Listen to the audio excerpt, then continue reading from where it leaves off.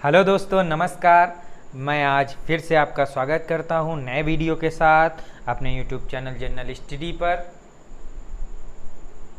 दोस्तों, कल हम लोगों ने पढ़ा था चार्टर एक्ट 1853 के बारे में और एक्ट 1858। उसके बाद पढ़ा था 1853 के बारे में पढ़ा था, 1858 जो एक्ट आया था, ठीक है। 1861 में जो हुआ था 1892 का एक्ट, 1909 जिसको मार्ले-मिंटो सुधार अधिनियम कहा गया, ठीक। मार्ले-मिंटो सुधार अधिनियम। उसके बाद 1919 मॉन्टेग्यू चेम्सफोर्ड अधिनियम। इसी मॉन्टेग्यू चेम्सफोर्ड अधिनियम, ठीक। इतना हम लोगों ने कल पढ़ लिया था। और एक बात और, जो बच्चे नए हैं कृपया करके पिछली क्लास ज़रूर देखिएगा, तभी आज का वीडियो समझ में आएगा, ठीक है। तो 1853 के बारे में जाना था, 1858 के बारे में, 1861, 1892, 1909 और 1919। आज जानना है हम लोगों को भारत सरकार अधिनियम 1935, ठीक है। पहले ही हमने बता दिया था कि क्या क्या पढ़ना है। अब उसके बाद क्या है, भारत सरकार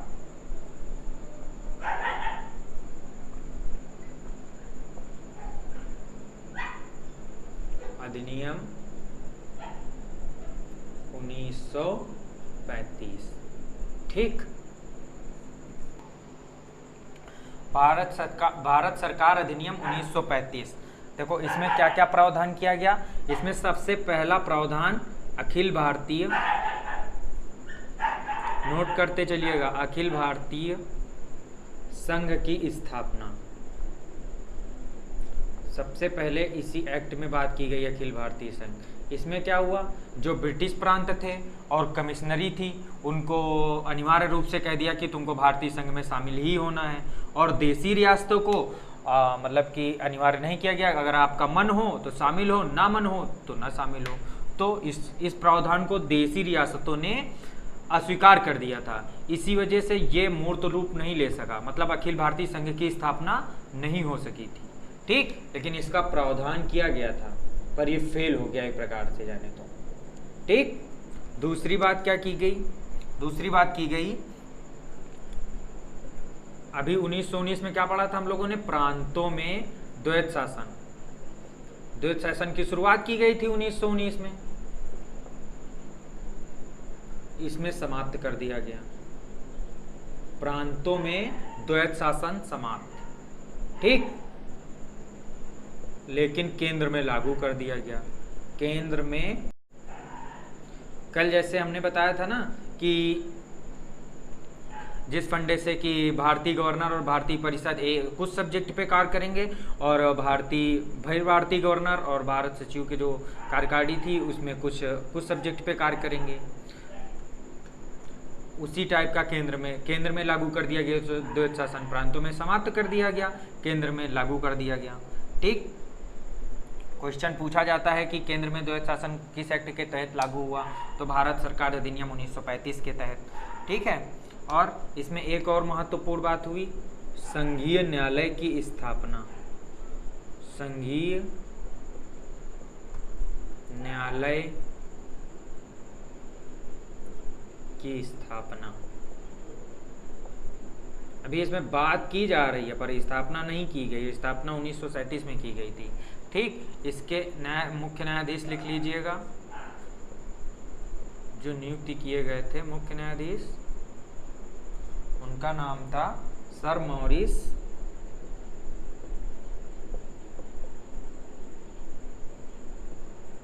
गवेयर, ठीक है। अब हम बात करें अगले पॉइंट की, तो अगला पॉइंट है इसमें शक्तियों का विभाजन। शक्तियों का विभाजन मतलब जो सारे सब्जेक्ट थे, विषय थे, उनको बांट दिए गए। जैसे प्रेजेंट टाइम पे है हम लोगों को केंद्र सूची, राज्य और समवर्ती। मतलब जितने सारे सब्जेक्ट थे उनको बांट दिए गए, केंद्र वाले अलग कर दिए गए, राज्य वाले अलग कर दिए गए। उस समवर्ती में दोनों नियम बना सकते थे, केंद्र और राज्य दोनों में बना सकते थे, जो प्रेजेंट टाइम पे चल रहा है। ठीक है, और भारतीय परिषद का अंत कर दिया गया, जो भारतीय परिषद थी उसको समाप्त कर दिया गया। ठीक है, और एक और महत्वपूर्ण बात, बर्मा जिसको म्यांमार बोलते हैं, ठीक, अपने पूर्व साइड देश है, उसको अलग कर दिया गया भारत से। ठीक, अंग्रेजों द्वारा इस एक्ट के तहत अलग कर दिया गया, घोषणा की गई, लेकिन सब कार्य 1936-37 में हो रहे हैं। ठीक, उसके बाद क्या हुआ, उसके बाद तो चलो ठीक है, बस इतना ही। और एक बात और, ये क्वेश्चन बहुत आता है, ये नियम कैसा था, प्रस्तावनाहीन था। प्रस्तावनाहीन मतलब इसमें प्रस्तावना नहीं थी, इसमें 1919 की प्रस्तावना ले ली गई थी, जो 1919 का एक्ट था उसी की प्रस्तावना ले ली गई थी। ये क्वेश्चन आता है, ऐसा कौन सा एक्ट था जो प्रस्तावनाहीन था, तो भारत सरकार अधिनियम 1935। ठीक है, अब इस अधिनियम के बारे में कुछ लोगों ने 2-3 बातें कही हैं, उसको हम जान लेते हैं। जवाहरलाल नेहरू ने, JL नेहरू ने इसी एक्ट को, जवाहरलाल नेहरू ने इसी एक्ट को बिना ब्रेक के इंजन व गाड़ी, बिना ब्रेक की गाड़ी बोला है। ठीक, और जिन्ना ने क्या बोला है, सड़ा हुआ अधिनियम। ठीक, पूर्णता सड़ा गला अधिनियम, सड़ा गला एक्ट। ठीक, तो भारत सरकार अधिनियम, देखो ये इंपॉर्टेंट है क्योंकि भारतीय संविधान में लगभग 60% जो लिया गया है इसी एक्ट के तहत लिया गया है। ठीक है, अखिल भारतीय, पहला क्या था, अखिल भारतीय संघ की स्थापना का प्रावधान किया गया, प्रांतों में द्वैत शासन समाप्त कर दिया गया, केंद्र में द्वैत शासन लागू कर दिया गया। ठीक है, संघीय न्यायालय की स्थापना की गई, और शक्तियों का विभाजन इसी एक्ट के तहत मिलता है। शक्तियों का विभाजन मतलब क्या, केंद्र सूची, राज्य सूची, समवर्ती सूची, ये तीनों अलग कर दिए गए। ठीक है, अगर हम इसमें विषय की बात करें तो जो प्रावधान थे, केंद्र में 59 विषय थे। ठीक, लिख लीजिएगा, केंद्र में 59 विषय, और राज्य में थे तुम्हारे 54 विषय, और समवर्ती सूची में 36 विषय थे। ठीक, और जो इसकी अवशिष्ट मतलब केंद्र राज्य, इसमें जो विषय थे ही थे, और जो शेष बचे थे उनको नियम बनाने का अधिकार वायसराय को था। ठीक है, भारतीय परिषद का अंत कर दिया गया, म्यांमार को अलग कर दिया गया, और प्रस्तावनाहीन था ये अधिनियम। ठीक है, इसमें 1919 की प्रस्तावना ली गई थी। जवाहरलाल नेहरू ने बिना ब्रेक की गाड़ी इसको बोला है, और पूर्णता सड़ा गला एक्ट किसने बोला है, मोहम्मद अली जिन्ना ने। ठीक है, और इसी में सबसे महत्वपूर्ण बात एक और, अब चलो इतना नोट कर लो, फिर आगे देखते हैं। ठीक, नोट कर लिया, ओके। फिर आगे लिखिएगा, प्रांतों में स्वायत्त शासन की स्थापना, स्वायत्त शासन की स्थापना। इसका मतलब ये हुआ कि अब प्रांत भी स्वायत्त होंगे, मतलब प्रांतों में चुनाव होंगे। ठीक, वहां भी सरकारें बनेंगी। तो इसमें पहली बार चुनाव प्रांतों में चुनाव के बारे में बातचीत की गई, और चुनाव कराए गए 1 अप्रैल 1937 को। ठीक, 1 अप्रैल 1937 को चुनाव, ठीक, ऐसे है, 1937 में चुनाव कराए गए। कितने राज्यों में, 11 राज्यों में। ठीक, 11 राज्यों में या प्रांतों में। ठीक, उसके बाद इसमें कांग्रेस भी लड़ी, मुस्लिम लीग भी लड़े, और बहुत सारी पार्टियां चुनाव लड़ी, और सबसे ज़्यादा बहुमत कांग्रेस को प्राप्त हुआ, लगभग 5 राज्यों में, लगभग क्या 5 राज्यों में पूर्ण बहुमत।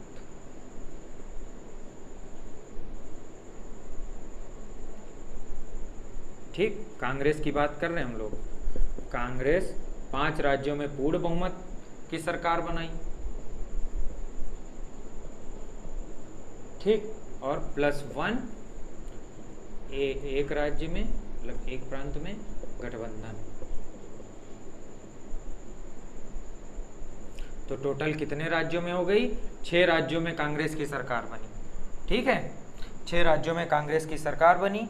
अगर हम यूपी की बात करें तो स्पेशल यूपी के लिए इम्पोर्टेंट है ये। यूपी की बात करें तो 228 सीटें थी, 228 में 134 सीटें कांग्रेस ने जीती थी। ठीक, 228 में 134 सीटें कांग्रेस ने जीती थी। कांग्रेस की सरकार बनी थी सबसे पहले यूपी में। और प्रथम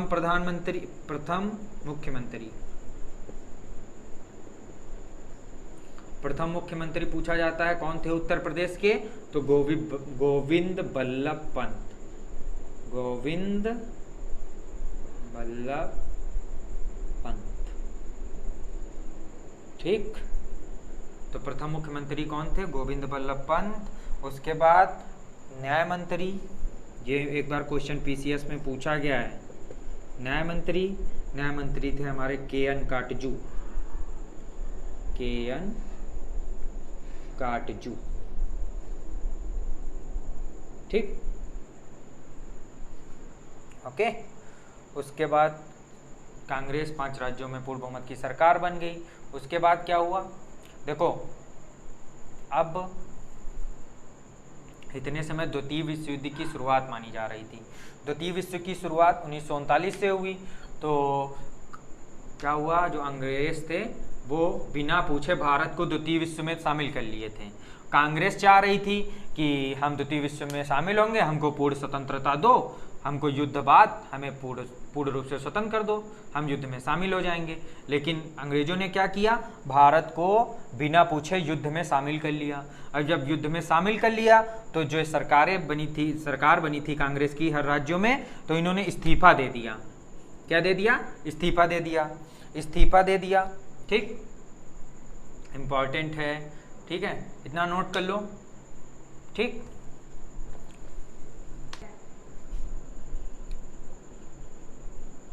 कांग्रेस ने इस्तीफा, एक कहानी की तरह पढ़ते जाइएगा, ऑटोमेटिक याद हो जाएगा।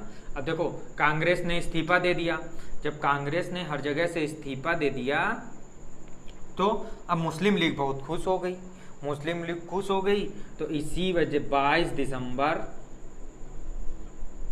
1939 को मुक्ति दिवस मनाया। किसने? मुस्लिम लीग ने। मुक्ति दिवस किसने मनाया?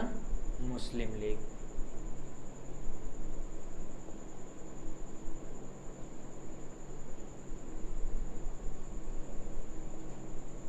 अब 28 माह बाद, लगभग 28 माह बाद कांग्रेस ने इस्तीफा दिया था।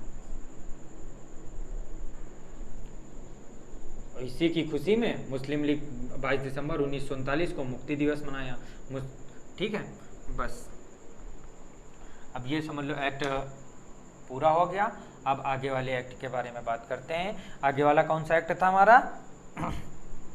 अगस्त प्रस्ताव 1940। अभी देखो, ये 1939 की बात चल रही है, कांग्रेस ने इस्तीफा दे दिया, तो उसी को समझाने के लिए अब प्रस्ताव आएगा, अगस्त प्रस्ताव। ठीक, अब हम बात करते हैं अगस्त प्रस्ताव की। पहली बात तो अगस्त प्रस्ताव कब आया? यही क्वेश्चन आता है, बहुत बार आया है पेपर में। अगस्त प्रस्ताव 1940 कौन लाया? तो नोट करके लिखिएगा, लॉर्ड लिनलिथगो। भारत का गवर्नर उतने समय यही था, गवर्नर जनरल। तो लॉर्ड लिनलिथगो लाया। इसमें क्या बात की गई? उसके बाद इसमें औपनिवेशिक स्वराज की बात की गई। औपनिवेशिक स्वराज की बात की गई। औपनिवेशिक स्वराज का मतलब कि भारत जो है रहेगा इंग्लैंड के ही अंडर, लेकिन चलाएंगे भारतीय लोग। ठीक है, अब सोच रहे थे कि भारत अब तो भैया पूर्ण स्वतंत्रता की मांग कर रहा है, चलो इसको लॉलीपॉप दे दो, इसको बोल दो तुम स्वतंत्र हो, खाली रहोगे हमारे अंडर। लेकिन अब क्या सारे कांग्रेस जो थी, अन्य पार्टियां थी, वो पूर्ण स्वतंत्रता की मांग कर रही थी। ठीक, सबसे बड़ी बात इसी प्रस्ताव में व्यक्तिगत सत्याग्रह की शुरुआत, व्यक्तिगत सत्याग्रह आंदोलन की शुरुआत, आंदोलन की शुरुआत।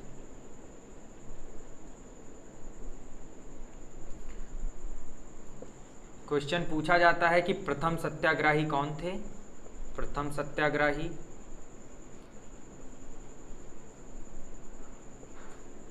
विनोबा भावे,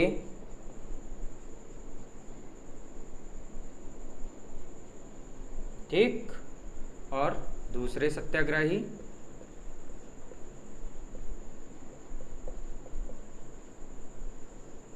जवाहरलाल नेहरू। ठीक, व्यक्तिगत सत्याग्रह आंदोलन की शुरुआत अगस्त प्रस्ताव के लिए की गई या इसी में की गई। ठीक है, 1940 में। ठीक, जब ये प्रस्ताव आया तभी इसकी शुरुआत की गई। ठीक, प्रथम सत्याग्रही विनोबा भावे, दूसरे सत्याग्रही कौन थे? जवाहरलाल नेहरू। इसी को दिल्ली चलो आंदोलन कहा गया, सॉरी, ये व्यक्तिगत सत्याग्रह को दिल्ली चलो आंदोलन कहा गया।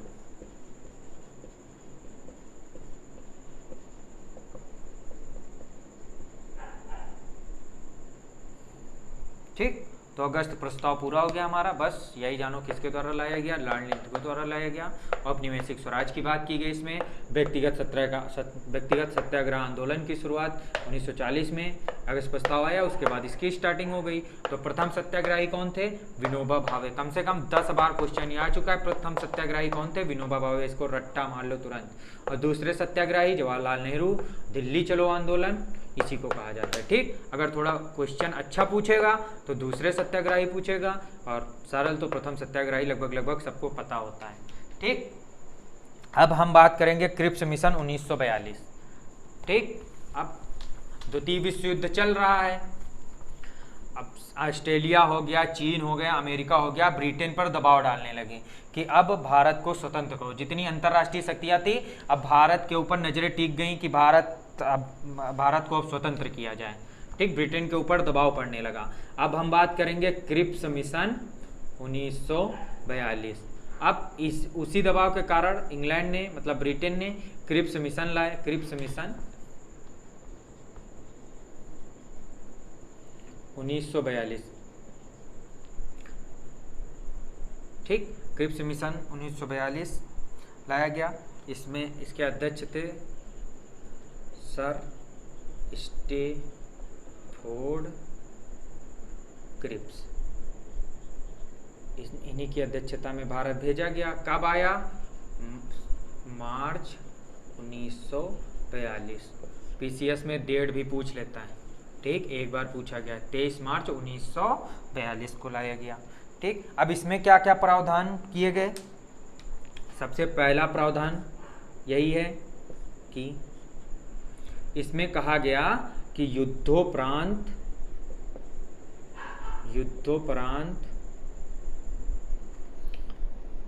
संविधान की रचना की जाएगी।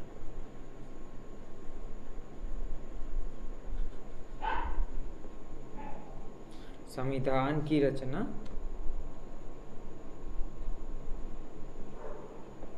करें। ठीक, युद्ध चल रहा है अभी, द्वितीय विश्व युद्ध। बोला गया कि युद्धोपरांत संविधान की रचना की जाएगी। अब इसके लिए निर्वाचित संविधान सभा का गठन होगा। निर्वाचित संविधान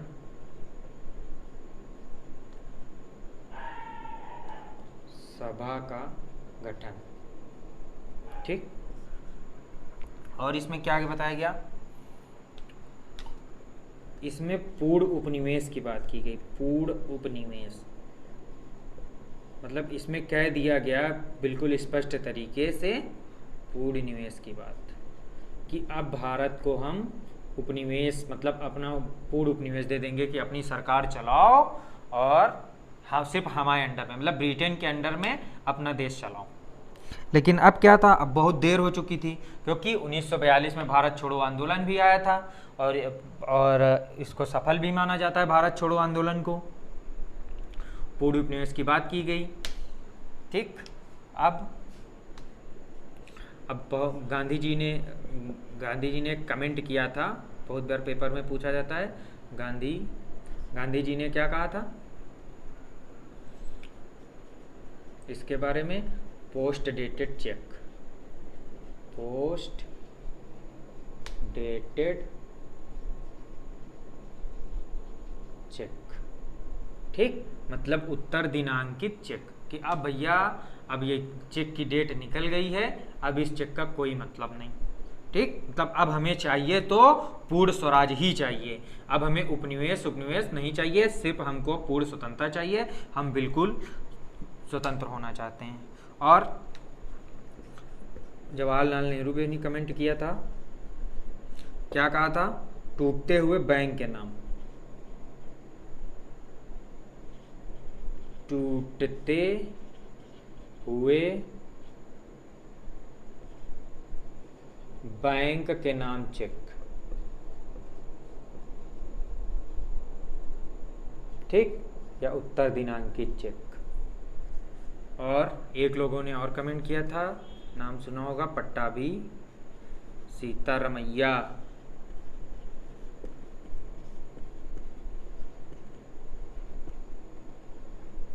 इन्होंने क्या कहा था, इन्होंने कहा था कि अगस्त प्रस्ताव का परिवर्तित संस्करण।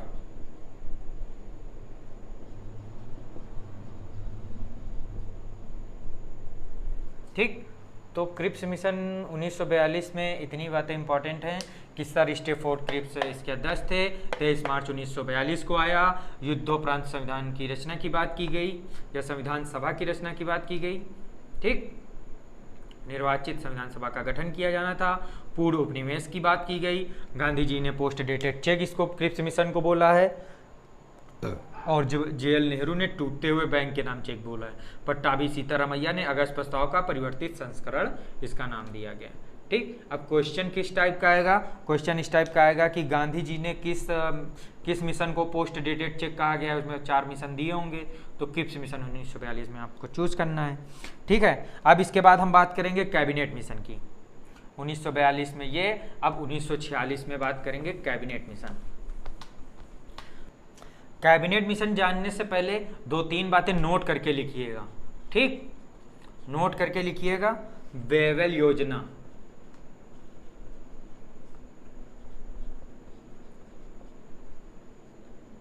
लॉर्ड लिलिथ को बदल गए थे गवर्नर जनरल, अब आ गए थे वेवेल। तो वेवेल एक योजना लेके आए जिसमें कहा गया कि द्वितीय विश्व युद्ध बाद भारतीय स्वयं अपना संविधान बना सकेंगे, और गवर्नर जनरल की वीटो शक्ति प्रयोग की गई। सिर्फ याद रखो वेवेल योजना।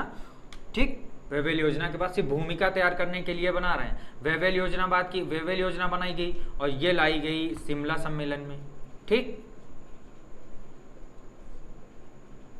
शिमला सम्मेलन 1945 में।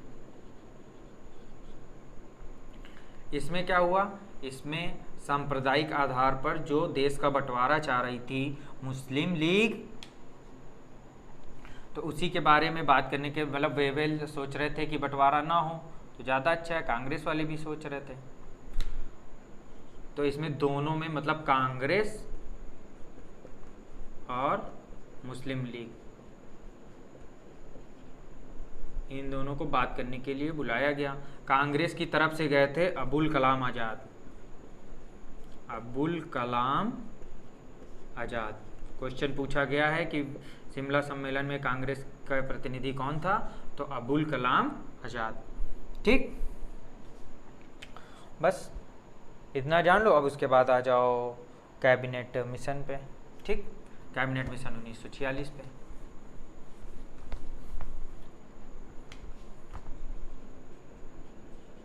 Cabinet mission 1946। ठीक, वेवेल योजना और ये शिमला सम्मेलन सिर्फ बताने का यही आधार था कि एक भूमिका आपकी तय, भूमिका का मतलब समझ में आ जाए कि कौन क्या किसके बाद आया, तो इससे आसानी से याद हो जाता है। ठीक, अब बात करेंगे कैबिनेट मिशन 1946 को। पहली बात, कब भारत आया? मार्च 1946। मार्च 1946 में भारत आया।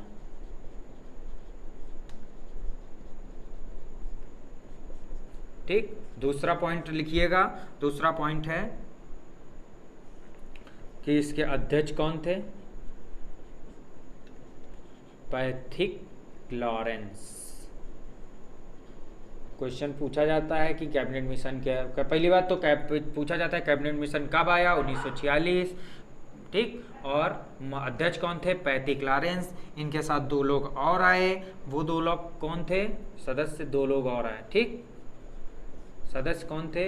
वही थे जो 1942 में क्रिप्स आए थे। ठीक, Stafford Cripps. Number 1 Stafford Cripps, number 2 AV Alexander. Number 2 AV Alexander. ठीक, अब इसमें क्या क्या बात की गई? संविधान सभा का गठन। इसमें डायरेक्ट कह दिया गया संविधान सभा की गठन की शुरुआत की जाए। संविधान सभा का गठन। उसके बाद इसमें संविधान सभा का गठन कैसे किया जाए ये भी बताया। कैसे किया जाए कि प्रांतीय विधानसभा, मतलब जो प्रांत में सरकारें होती थी, और देसी रियासतों,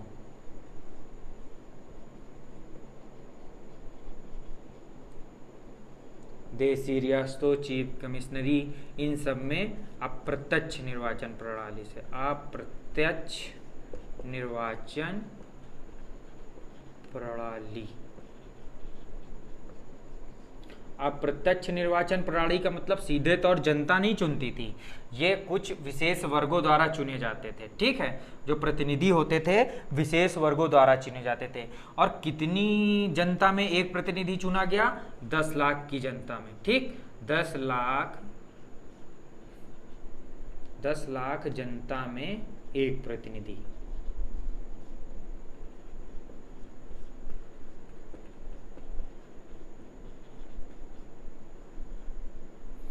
ठीक है, और इसमें सीटें भी डिसाइड कर दी गई थी। सीटें कितनी सीटें टोटल थी? 389। संविधान सभा में कितनी सीटें थी? 389।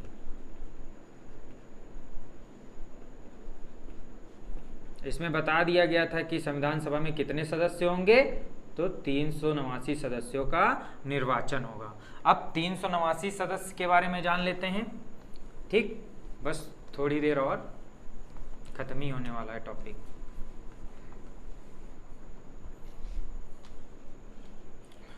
तीन 389 सदस्य,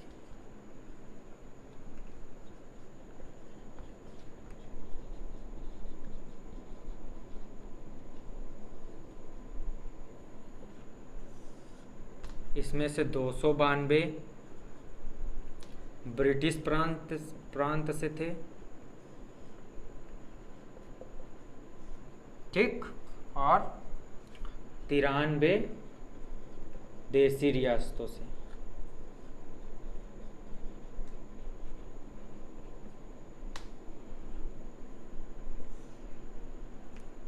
तिरानवे देसी रियासतों से और 4 चीफ कमिश्नरी से।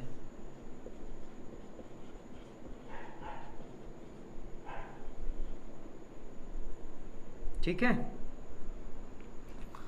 तो टोटल कितने हो गए? टोटल हो गए 389। ठीक, अब 292 ब्रिटिश प्रांत, 93 देसी रियासतों, 4 चीफ कमिश्नरी। अब इन दोनों को मिला दिया जाए तो टोटल कितने हो गए? 296। देसी रियासतों को छोड़ के 292 4 296 हो गए, क्योंकि देसी रियासतों में एक राजा हुआ करता था, ठीक, जो शासन करता था। अब वो अपना प्रतिनिधि भेजेगा और इसमें सीटें डिसाइड कर दी गई कि 296 में से 213 सामान्य की सीटें थी, 213 सामान्य की, 79 मुसलमान की और 4 सिखों की। देखो, सांप्रदायिक आधार पे इसका बंटवारा किया गया, क्योंकि मुस्लिम लीग मानने को तैयार ही नहीं थी। वो कह रही थी भाई हमको बंटवारा चाहिए, हमारा देश अलग कर दो, हमको बंटवारा चाहिए। तभी इसका भी बहिष्कार कर दिया था, मतलब मुस्लिम लीग ने कैबिनेट मिशन को नहीं माना था, और संविधान सभा की जब पहली बैठक हुई तो मुस्लिम लीग उसमें नहीं आई थी, ठीक है। और एक बात और इस मिशन में याद कर लीजिएगा कि हैदराबाद एक देसी रियासत थी। हैदराबाद रियासत से कोई प्रतिनिधि नहीं आया था, ठीक, कोई प्रतिनिधि नहीं आया था, ठीक। तो 389 सदस्यों का निर्वाचन किया जाना था। 292 ब्रिटिश प्रांत से थे, 93 देसी रियासतों से थे, 4 चीफ कमिश्नरी से थे, जिसमें 296 हमने जान किया, 213 सामान्य, 79 मुसलमान और 4 सिख। हैदराबाद रियासत से कोई प्रतिनिधि नहीं आया था, ठीक है। और इसी में अंतरिम सरकार का गठन भी किया गया। अंतरिम सरकार मतलब कि वेवेल द्वारा वेवेल द्वारा सरकार चुनी गई, जिसके अध्यक्ष जवाहरलाल नेहरू बनाए गए। वल्लभ भाई पटेल को गृह मंत्री बनाया गया, ठीक है, गृह मंत्री, सूचना तथा प्रसारण मंत्री, ठीक। ये इतना इम्पोर्टेंट नहीं है, बट पढ़ लीजिएगा, हम नोट्स में उपलब्ध करा देंगे, ठीक है। उसके बाद माउंटबेटन योजना, आज इसको खत्म ही कर देते हैं, संवैधानिक विकास, ठीक।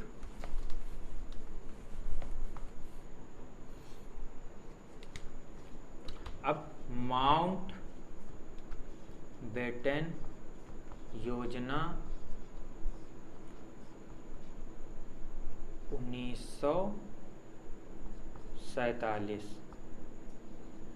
ठीक। 1946 की बात की गई, अब हम आ गए 1947 में। 1947 में क्या हुआ? देखो, जब कैबिनेट मिशन आया भारत में, कैबिनेट मिशन प्रावधान किए गए कि मतलब उसमें मुस्लिम लीग की बात नहीं मानी थी। मुस्लिम लीग कह रही थी हमें हमारा देश मतलब अलग पाकिस्तान कर दो, तो कैबिनेट मिशन इसको नकार दिया था। अब मुस्लिम लीग विरोध अपना उत्पन्न कर रही, प्रदर्शित कर रही थी। तो 16 अगस्त 1946 को प्रत्यक्ष कार्यवाही दिवस, इसमें नहीं है, ये अलग से है, ठीक है, कार्यवाही दिवस मनाया। किसने? मुस्लिम लीग ने। प्रत्यक्ष कार्यवाही दिवस मतलब कि ये पूर्वी पाकिस्तान, पश्चिमी पाकिस्तान जो मिल जा रहे थे, बस उसको काट रहे थे खूब, मतलब हत्याएं की गई, बिल्कुल, मतलब कि बहुत सारी हत्याएं कर दी गई।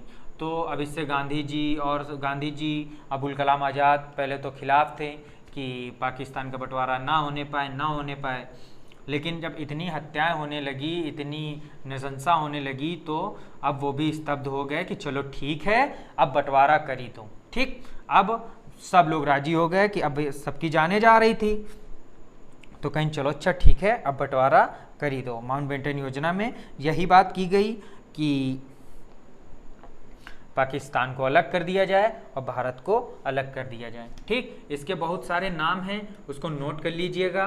पहली बात तो ये 3 जून को लाई गई, तो 3 जून योजना इसको बोला जाता है, ठीक, 3 जून योजना बोला जाता है।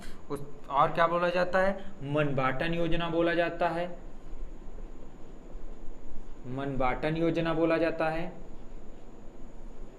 एक और इसका नाम है बाल्कन प्लान, इसी को बाल्कन प्लान भी बोला जाता है। ठीक, इतने सारे नाम, तीन जून योजना, मनबाटन योजना, बाल्कन प्लान। ठीक है, तो अब जो राष्ट्रवाद पनप रहा था, अब वो तो संप्रदायवाद के पक्ष में हो गया। अब इसमें राष्ट्रवाद कोई दिखा नहीं, पाकिस्तान अलग हो गया और भारत अलग हो गया। फिर उसके बाद एक हमने बात की थी भारतीय स्वतंत्रता अधिनियम, डिसाइड हो गया कि अब सब अलग अलग हो जाएंगे, तो अब डायरेक्ट भारतीय स्वतंत्रता अधिनियम 1947 में आ गया। ठीक है, और ये कब? 18 जुलाई 1947 को ब्रिटिश संसद द्वारा पास किया गया। ब्रिटिश संसद की मोहर लग गई। ठीक, तो ये क्वेश्चन पूछा गया है कि ब्रिटिश संसद द्वारा भारतीय स्वतंत्रता अधिनियम 1947 कब पास किया गया? तो 18 जुलाई 1947 को। और एक महत्वपूर्ण बात ये पूछा, देखो 18 जुलाई को पास हो गया और 14 अगस्त को पाकिस्तान को आज़ादी मिल गई और 15 अगस्त को अपने भारत को आज़ादी मिल गई। ठीक, और नोट करके लिख लीजिएगा, एक सेकंड, इतना नोट कर लिया? ठीक, अब यहाँ पे नोट करके लिख लीजिएगा 2 पॉइंट, बहुत इंपॉर्टेंट हैं और कई बार पेपर में आ चुके हैं। नोट करके लिख लीजिए, भारत की आज़ादी के समय, भारत की आज़ादी या स्वतंत्रता के समय ब्रिटेन में सरकार किस पार्टी की थी? लेबर पार्टी की। ठीक, और प्रधानमंत्री पूछता है कि कौन थे?